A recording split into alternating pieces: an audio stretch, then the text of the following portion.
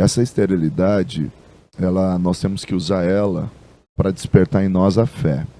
Parece um paradoxo, né? Como é que eu vou usar a esterilidade para despertar em mim a fé?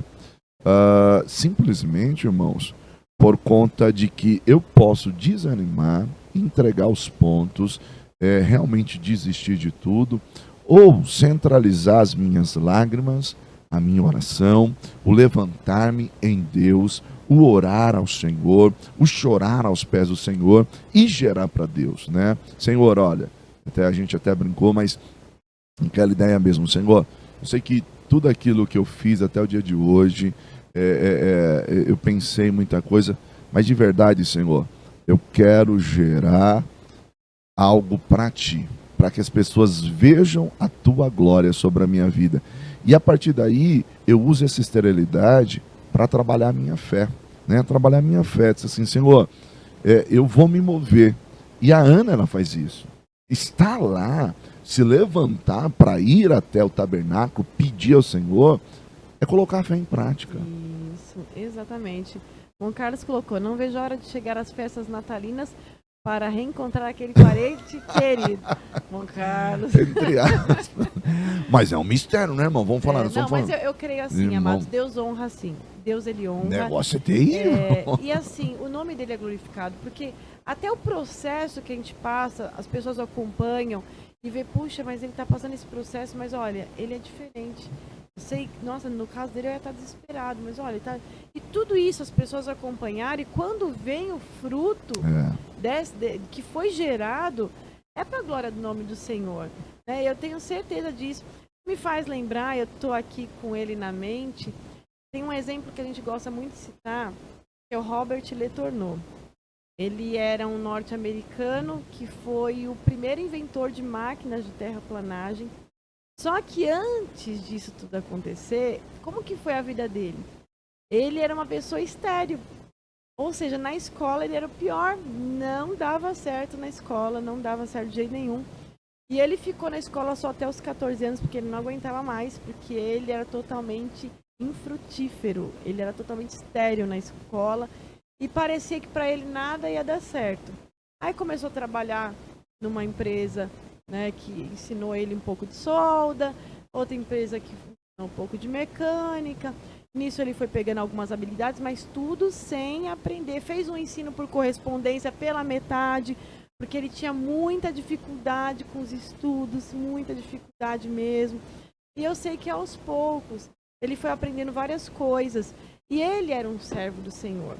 Só que ele teve muitas frustrações, ele fez uma sociedade que não deu certo, várias coisas ele tentou empreender e tudo dava errado, só que no coração dele ardia o desejo de empreendedorismo.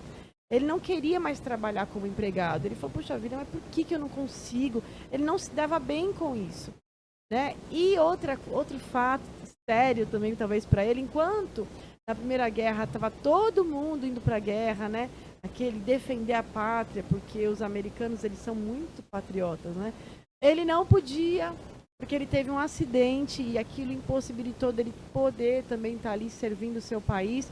E aí nesse período ele começou a trabalhar com um trator, que uma pessoa arranjou um serviço para ele, e foi onde ele começou a desenvolver essa técnica da terraplanagem.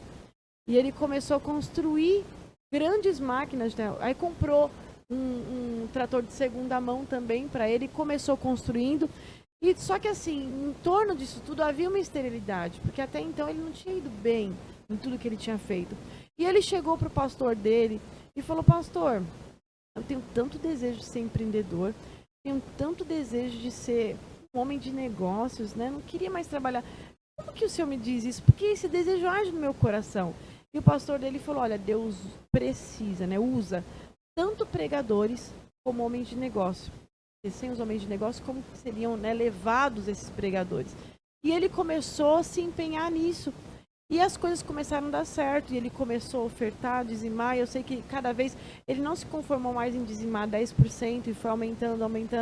Sei que por fim ele dizimava 90% de tudo que entrava. E na época ele, como uma pessoa que não tinha estudos, não tinha conhecimento de nada, ele não aprendeu sobre isso, Deus lhe direcionava e ele ia construindo essas máquinas de terraplanagem, era pedido em todo lugar, ou seja, foi ficando milionário. E mesmo com esses 10%, ele já tinha muito dinheiro. E esses 90% de dinheiro que ele empenhou, ele foi uma das pessoas que mais alavancou o ministério do Billy Graham. Foi o maior pregador de todos os tempos, né, que a gente pode dizer, maior evangelista que pôde levar essa palavra. Então, o que eu quero dizer com isso? Aquilo que no começo, de repente, foi para ele uma esterilidade, foi uma forma de alavancar. Talvez ele ia ficar muito preso aos estudos, ia seguir ali um padrãozinho normal, ia ser comum, como todos os outros. Se ele tivesse ido para a guerra, de repente, sabe-se lá o que podia ter acontecido. Então, assim, as nossas esterilidades é Deus cuidando da gente, porque ele sabe lá na frente o que ele tem preparado, né? O texto diz, né, ainda que o Senhor a tivesse deixado assim, Deus tinha um propósito. Mas embora essa esterilidade ela exista, e como foi dito, a gente precisa saber enxergar as oportunidades no meio desse caos. Isso. Né? E eu vejo isso na vida da Ana. Por quê? Porque se a Ana fosse como muitas pessoas hoje em dia, Cláudio, eu acho que haveria ocorrido o seguinte. Quando o Eucana, o Eli fala com ela, mulher, aparta-te do teu vinho, sendo essa hora. Ela diz, não, meu senhor, não me tome como mulher de Belial, estou amargurada de espírito. Aí ele me perdoa, então seja feito conforme você veio buscar. Ela recebe essa palavra que foi liberada por ele. Ou seja, ela tinha tudo para dizer assim, mas nem aqui no tabernáculo, nem aqui na igreja, né? Nem aqui na igreja as pessoas me entendem, sabe de uma coisa? Eu vou desistir de tudo, eu vou abrir mão de tudo, e já era não negativo. Ela faz justamente o contrário, ou seja, ela recebe essa palavra gera fé, seja feito conforme você veio buscar. E se você olhar o contexto, Cláudio, o texto vai dizer que o seu semblante já não era mais o mesmo. Ó, você quer ver isso? No verso 17 do texto que nós lemos, ó. Então lhe respondeu Eli, vai-te em paz, e o Deus de Israel te conceda a petição que lhe fizeste. Ó 18, e disse ela, se acha tua serva mercê diante de ti. Assim a mulher foi o seu caminho e comeu, e o seu semblante não era mais triste. Glória a Deus. Quando ela tinha tudo para brigar e ir embora chateada, porque ela não foi compreendida. Sim. E isso que eu quero dizer para você, meu irmão, nós homens erramos, nós olhamos e tiramos uma conclusão diante daquilo que nós estamos vendo, mas Ana permaneceu diante de Deus e disse assim, não é isso não. Aleluia. Você está me entendendo errado, não é isso não, é amargura de espírito. Opa, então desculpa. Então, que o Senhor conceda conforme você veio buscar. Ele liberou uma palavra. Isso. Olha a reação dela a essa palavra. Então, se achei mercê diante do Senhor, que assim seja. Ela vai o seu caminho, o seu semblante não é mais o mesmo. Ela voltou e comeu, olha, irmão. Coisa linda. Ela entendeu que aquela primeira palavra era do sacerdote, ele mesmo, ele sozinho, ele pessoa. Mas ela ficou com aquela que tinha vindo da parte do Senhor. Ele falou, em nome do Senhor, pode ir em paz, ó. Que o Deus de Israel te conceda o que você veio pedir. Ela falou, não, primeiro eu ignoro, porque foi do Eli, eu não vim buscar Eli, eu vim buscar algo da parte do Senhor, então se ele me liberou ali, que Deus de Israel te conceda, aqui sim, essa é a bênção mesmo, então foi isso que eu vim buscar. E a gente precisa ficar com isso, né? Às vezes, amados, nós saímos de um culto abençoado, onde Deus liberou uma palavra, Deus te deu uma direção, ou muitas vezes você na sua casa aí mesmo, você está lendo a Bíblia, Deus te falou muito forte e você recebeu uma verdade absoluta da parte de Deus.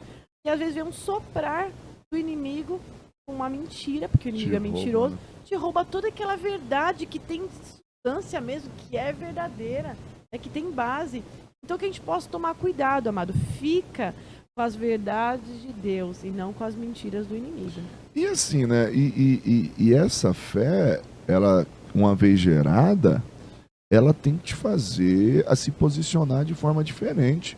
A Ana, alguns versículos atrás, ela estava sentada à mesa e não comia. Depois que a palavra foi liberada, o texto diz que ela voltou, sentou-se e comeu. Isso me fez lembrar, Cláudio, não sei se você vai lembrar, nós estávamos pregando na Assembleia de Deus de Madureira, no bairro do Sítio dos Morros, E o tema deles era sobre Ana. E eu lembro e eu fiquei sabendo disso porque a irmã me ligou, né? E a gente liberou uma palavra profética sobre a vida dela, e ela falou que realmente já não aguentava mais. Ela tinha alguns anos já de casadas, acho que mais de 7 anos, alguma coisa do tipo, eu não lembro bem. E o sonho dela era ser mãe, alguma coisa do tipo, e não podia. E ela disse que recebeu a palavra naquele dia, porque o que acontece? O texto diz que de ano em ano Ana subia, né? Isso. E aí eu lembro que nós ministrando, eu falei, irmão, esse ano vai ser diferente. Por quê? É justamente essa ideia de você se posicionar em fé, né? Se posicionar em fé, receber a palavra, crer que Deus pode fazer algo.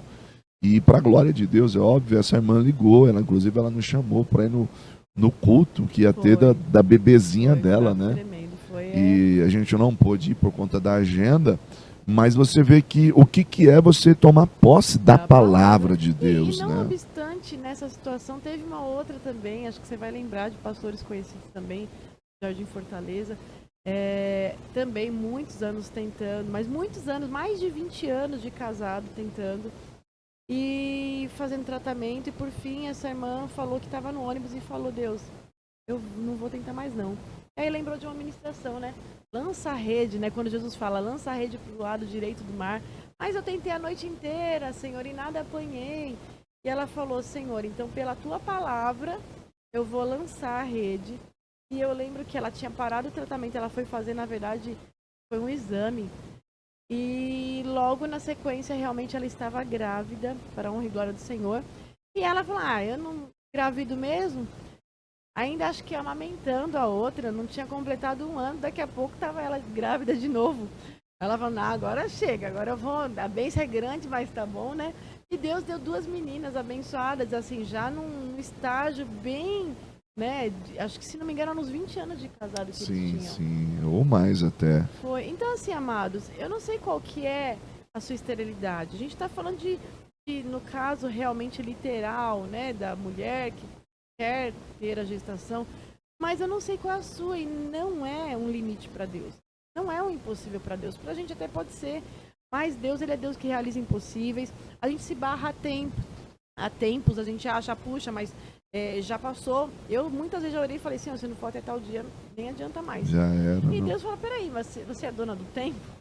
Você tem o controle? E tem. a nossa esterilidade, ela tá, muitas das vezes, ligada às nossas áreas de limitações, né? Sim. Então, como você falou, você citou essa questão da mulher, a gestação, mas às vezes profissional, às vezes escola, né? Sentimental. Tem fases que a gente fala, puxa, mas se até essa idade eu não consigo um serviço assim, nossa, agora eu não vou ser, né, recrutado nunca. Olha a idade que eu tenho. Amado, pra Deus não tem isso, né? Não, o negócio é se posicionar. É crer, um negócio aí para cima. Por quê? O que acontece? O texto diz, lembrou-se o Senhor de Ana. Essa expressão, lembrou-se o Senhor de Ana, a gente encontra lá no verso 19, não é que de alguém que estava esquecido, mas a ideia lembrou-se, trabalhou o Senhor em favor de Ana. E eu acho que tem tudo a ver com aquilo que ela apresenta a Deus em oração, que foi até o que o Lucas comentou, né? Ela, não, Senhor, eu fazendo voto a Ti. Então, assim, irmão, você precisa crer que Deus vai trabalhar ao teu favor. Você precisa crer.